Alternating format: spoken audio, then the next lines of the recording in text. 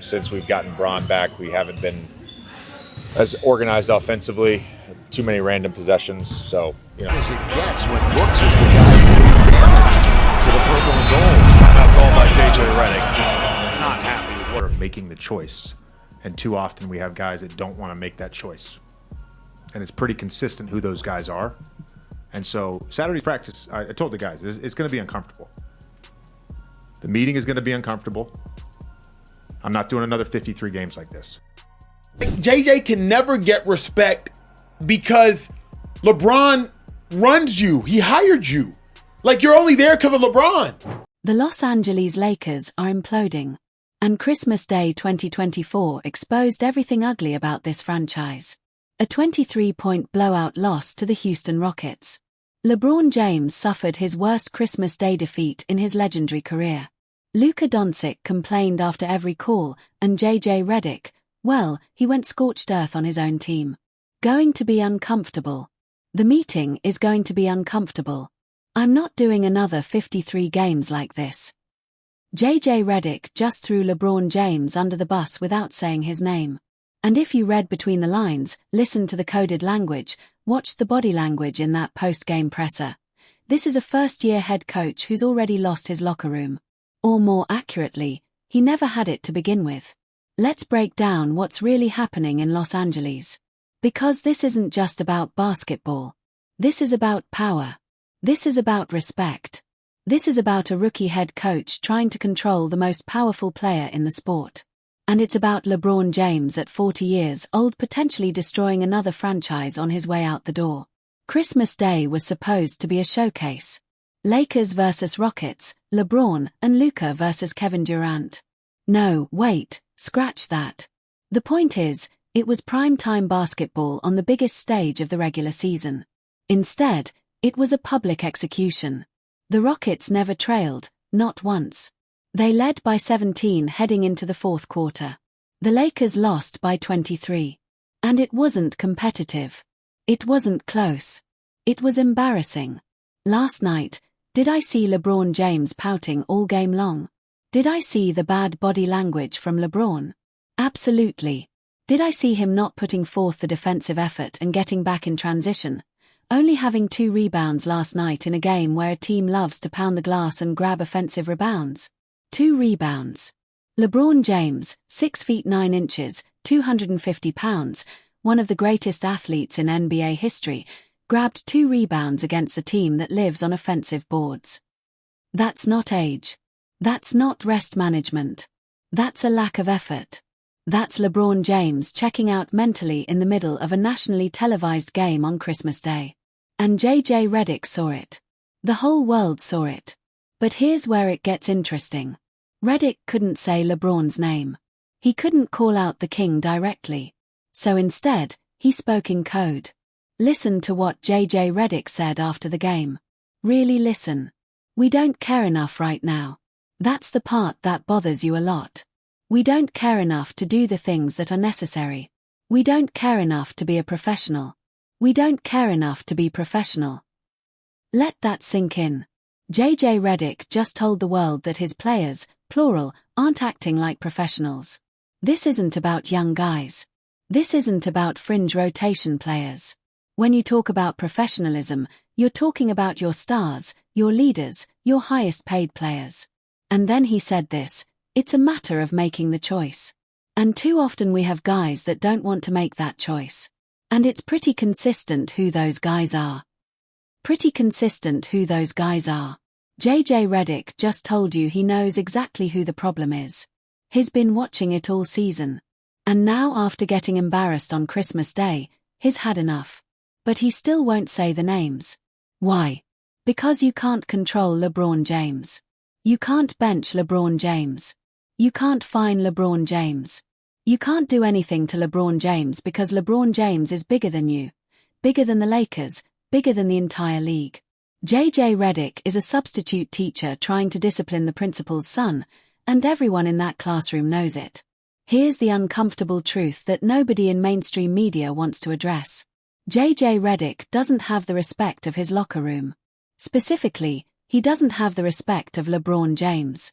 JJ can never get respect because LeBron runs you. He hired you. You're only there because of LeBron. Think about that dynamic. LeBron James, whether directly or indirectly, had a hand in JJ Redick getting hired. They co-hosted a podcast together. They're friends. They have a relationship that predates the coach-player dynamic. So, when JJ Redick stands in front of the team and talks about effort, professionalism, and accountability, what's LeBron thinking? Is he nodding along, or is he thinking, "Man, I got you this job. Who are you to lecture me?" According to the follow-up press conference, JJ held a team meeting the day after Christmas. He called it recalibration and reconnect ion. He said the meeting was about listening to the players.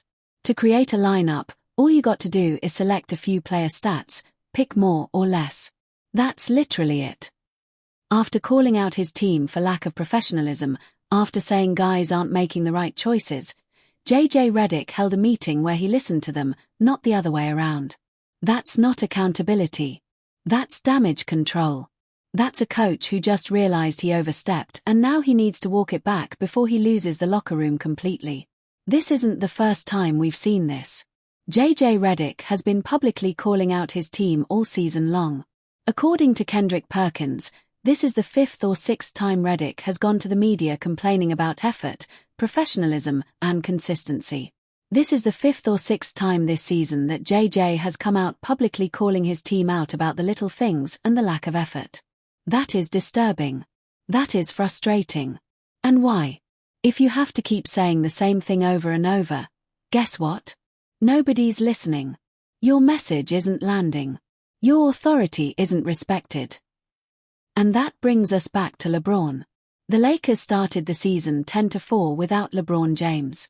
They were second in the Western Conference. They were playing fast, playing hard, playing with energy and purpose. Young guys were getting opportunities. Role players were thriving. Then LeBron came back, and suddenly the offense became stagnant. Possessions became random. Defensive rotations fell apart. The Lakers are now 19-15. They've lost 10 games this season, all by double digits. The average margin of defeat, 18 points or more. Even JJ Redick admitted it in his follow-up presser. Since we've gotten Bron back, we haven't been as organized offensively. Too many random possessions. So, that's on me. But is it really? Or is it on the fact that when LeBron James is on the court, everyone else becomes a spectator, the ball stops moving, the system breaks down, and a 40-year-old superstar dominates possessions while giving minimal effort on defense? Here's what makes this situation even more complicated. Luka Doncic is dealing with his own issues. According to reports, Austin Reeves is out with an injury. The roster is banged up. Chemistry is fractured. But the biggest problem isn't injuries. It's leadership, or the lack thereof. LeBron James is supposed to be the leader. He's the franchise player. He's the guy who's been to 10 NBA finals. He's the one who should be setting the tone every night. Instead, bad body language, 2 rebounds on Christmas Day, no defensive effort, pouting on the bench, and Luka complaining to the refs after every call, not getting back on defense, playing hero ball instead of running the system. These are your 2 best players. These are your leaders, and they're actively undermining your rookie head coach on national television. JJ Redick tried to address it without naming names. Again, we just need our guys to be stars in their roles. Stars in their roles. That's code for LeBron and Luka need to buy in. They need to sacrifice. They need to play within the system instead of dominating the ball and freelancing. But how do you tell LeBron James to be a star in his role? How do you tell a 4-time champion, 4-time MVP to sacrifice his game for the good of the team, especially when he's the reason you have a job in the first place? You can't. And that's why the Lakers are falling apart. So, who's really at fault here? Is it JJ Redick for not commanding respect? Is it LeBron for checking out? Is it the front office for putting together a flawed roster? The truth is, it's all of the above. But if we're being honest, the biggest problem is LeBron James. This is the same pattern we've seen before. Cleveland the second time, Miami near the end, the Lakers during the first championship run. LeBron dominates everything, the roster construction, the coaching hires, the offensive possessions. And when things go wrong, everyone else gets blamed. JJ Redick is trying to hold players accountable, but is doing it in the most cowardly way possible, through vague public statements instead of direct confrontation. If you're going to call someone out, put a name on it. Tell the world LeBron needs to rebound more. Tell the world Luka needs to stop complaining to refs. Where's the accountability? Where is he? I gotta coach him better. We got to practice harder. I gotta coach him harder. I gotta accept some responsibility. I gotta lead him better. It's on me. We're going to get this fixed. Team's not playing hard enough. Team's not playing good enough. It starts with me. It starts at the top. We're going to get this fixed. I'm going to get this fixed. JJ Redick needs to look in the mirror. He needs to take ownership. And then privately in that locker room, he needs to sit down with LeBron James and have a real conversation about effort, leadership, and what this team needs to succeed. But will he? Can he? Does he even have the authority? The Lakers are 19-15. They're currently 5th in the Western Conference. They're still a playoff team, but they're trending in the wrong direction. Every loss is by double digits. Team chemistry is fractured. The coach is publicly frustrated. The stars aren't leading. And the scariest part. This could get worse. Much worse. Austin Reeves is out. Role players are inconsistent. The Western Conference is loaded with young, hungry teams like Houston, Oklahoma City, and San Antonio. Teams that play with energy, effort, and cohesion. The Lakers have talent, but talent without leadership is just wasted potential. And right now, LeBron James is failing as a leader. JJ Redick is failing as a coach. And the entire organization is paying the price. Christmas Day was supposed to be a showcase. Instead, it was a warning, a glimpse into what happens when egos clash, effort disappears, and accountability becomes a buzzword instead of a standard. JJ Redick can keep calling out his team in press conferences. He can keep holding uncomfortable meetings. He can keep talking about professionalism and choices and recalibration. But until he has the courage to name names, until he sits down with LeBron James and demands better, nothing will change. The Lakers are broken, and the clock is ticking.